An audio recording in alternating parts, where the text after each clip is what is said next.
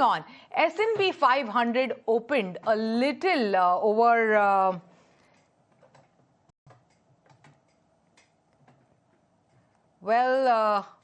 we're going to speak about Wall Street. So S&P 500 opened a little over. Absolutely, Shubhani. In fact, there seems to be a technical glitch. So let me take that story up. In fact, ladies and gentlemen, we are looking at what's transpiring on the Wall Street and how trade is shaping up on Wall Street. The S&P 500 has opened a little unchanged, while Nasdaq, it was down 0.1%. In fact, the Dow Jones Industrial Average traded 247 points lower. Shares of Nvidia and Advanced Micro Devices, or AMD, have risen more than 2% and 3% respectively.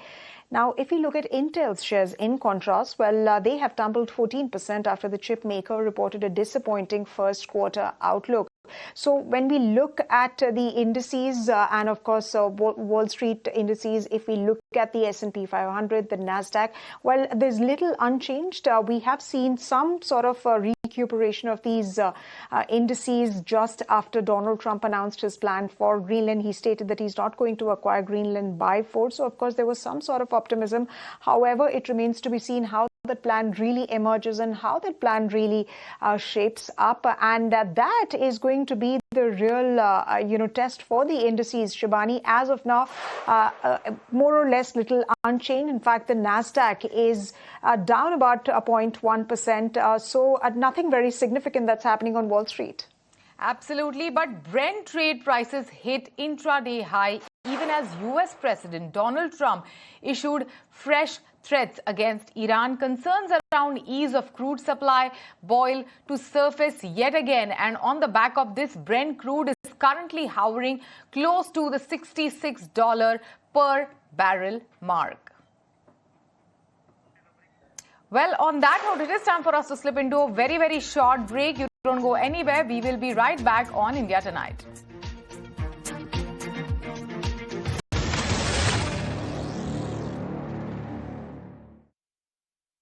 In association with World Gold Council, Gold ETF, it's आजकल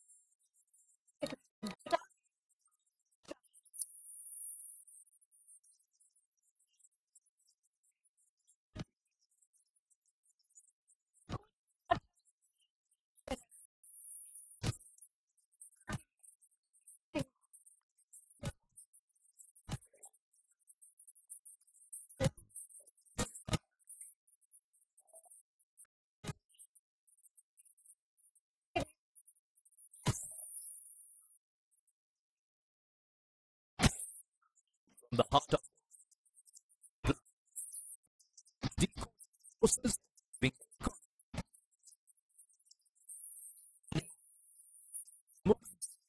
covered.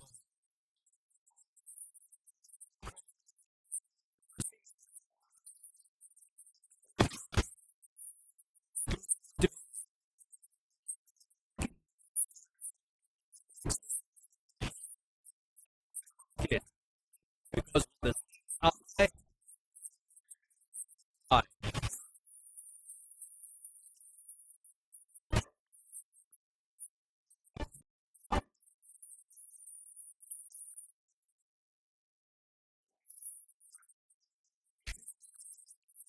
being on the ground. This is big.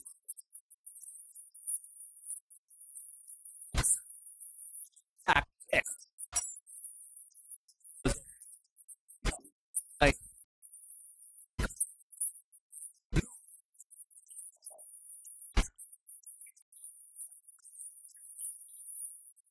now,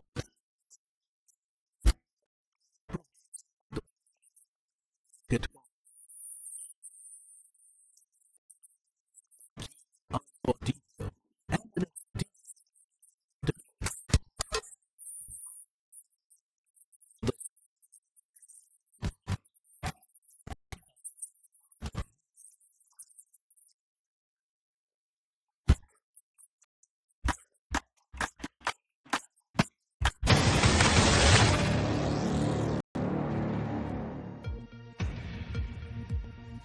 Welcome back. You're watching India Tonight. And ahead of the India-EU FTA talks conclusion and the India-EU summit, I caught up with German Ambassador to India, Dr. Philipp Ackermann, who stated that he's confident that there will be a positive outcome of the FTA talks. Listen into this exclusive conversation that I had with him during the day today.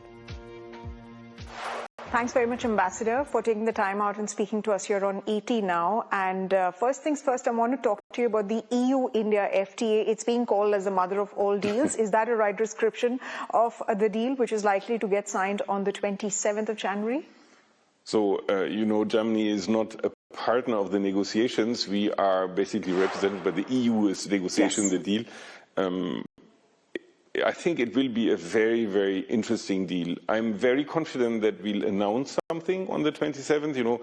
The signing ceremony is always a bit later because you have to do the legal examination, but I think we'll come to a conclusion. I'm really confident that this will happen, and I think it's a hugely important free trade agreement, a meaningful, commercially meaningful, but also a balanced and a good free trade agreement. So I'm very much looking forward to it. I think it's a game changer in EU-India relations. This summit, which will be held on the 27th, is a huge opportunity to get the relations closer, more intense and more differentiated, and FTA is one part of it. Right.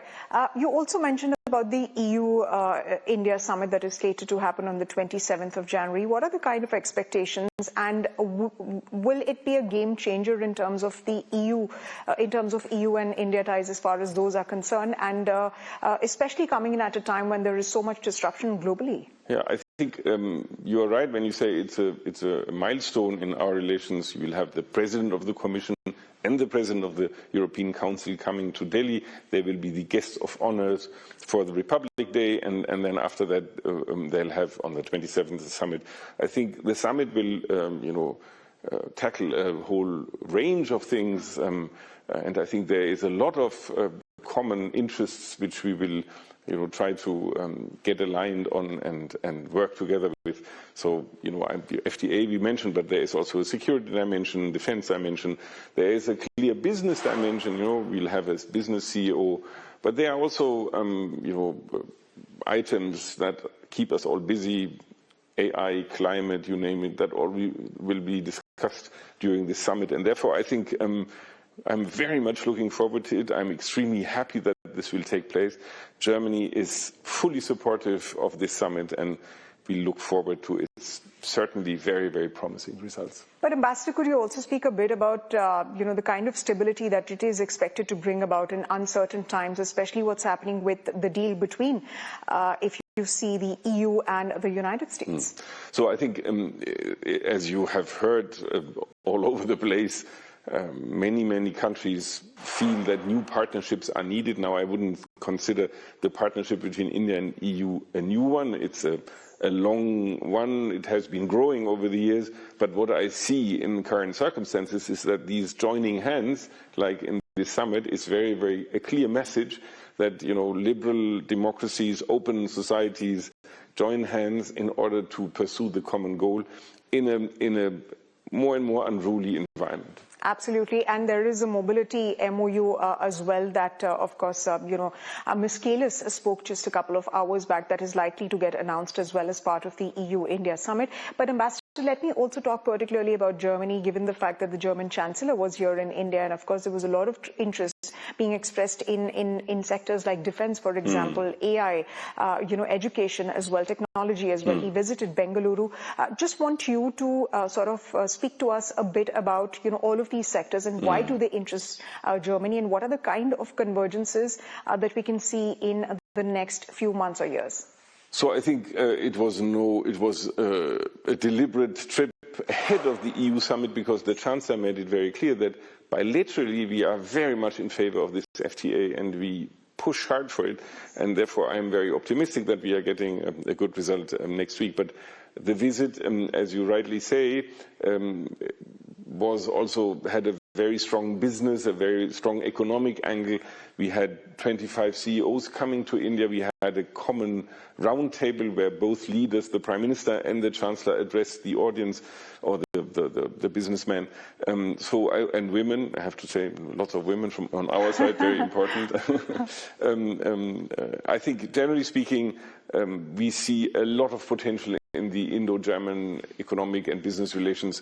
We have more than 2,000 German companies here, and what I find even more noteworthy is that 750 Indian companies have invested in Germany, and also big-time investments, very interesting investments, very smart investments. So I think what we want is a business relationship that is useful for both sides and will tackle areas of common interest. And you mentioned some of them: defense, security, AI, IT services, and others are certainly on our agenda. And I would say this visit of the Chancellor in Ahmedabad in Bengaluru has shown the commitment we feel is necessary to get this partnership a bit on a next level. Although I must say it is on a pretty good level already, right. But let's even try harder. Absolutely, and why not? Because, we are seeing countries diversify their interest to other geographies. India is also doing that with, FTAs with several countries, and hopefully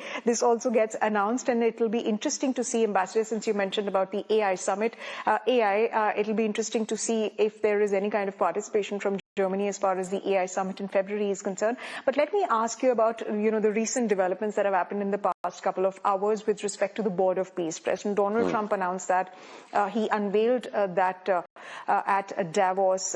Germany has not really confirmed whether it's going to join that, not join that, along with some other countries, including France as well. What can we expect and anticipate from Germany as far as its participation in the Board of Peace is concerned?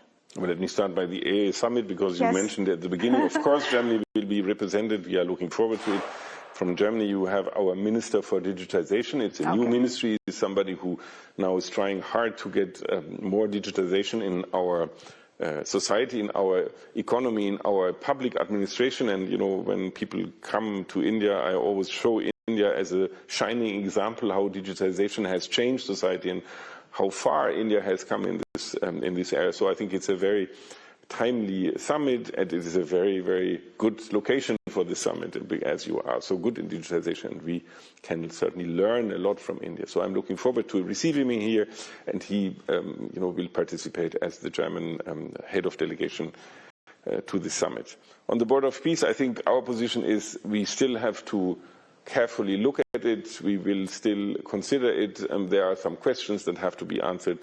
Many countries have this attitude: we will see how this unfolds. And I want to state here very clearly that Germany is of the opinion that the forum of peacemaking, peace-finding in the world is above all, of course, the United Nations, and we are very, very hopeful that this will be also remaining the case. So we hope that the United Nations get the attention they deserve in this.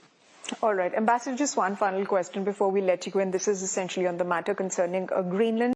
President Donald Trump stated that he's not going to use force to acquire Greenland. Are you satisfied with that response, and what do you make of his comment? Does it essentially mean that he's going to be using diplomatic means to resolve that issue and come on the table to arrive at a deal? So I think, the quite unruly last days have come to a better situation right now. We are less concerned than we used to be. I think what we hear from Davos was that the President of the United States and the Secretary General of NATO and other parties concerned have sat down and figured out how to deal with the matter. And I think the annexation option is off the table, and that's very good news, I would say. It's still, the deal is not known. We have to see how the deal is drafted, and I'm very confident that the partners from the European side, including the Secretary General of NATO, will look into this carefully, and then we'll have to decide how to pursue this matter further. But generally speaking, I think we are on a better level than we used to be. The day before yesterday was more tense than it is now. So. Right. Cautious satisfaction, let me say that. Cautious optimism and some satisfaction on the matter of Greenland, and we do hope that there is positive movement as far as this matter is concerned. But on that note, thank you very much, Ambassador, for taking the time out and speaking to us here on ET. I appreciate you taking the time out. It was a pleasure. Thank you very much.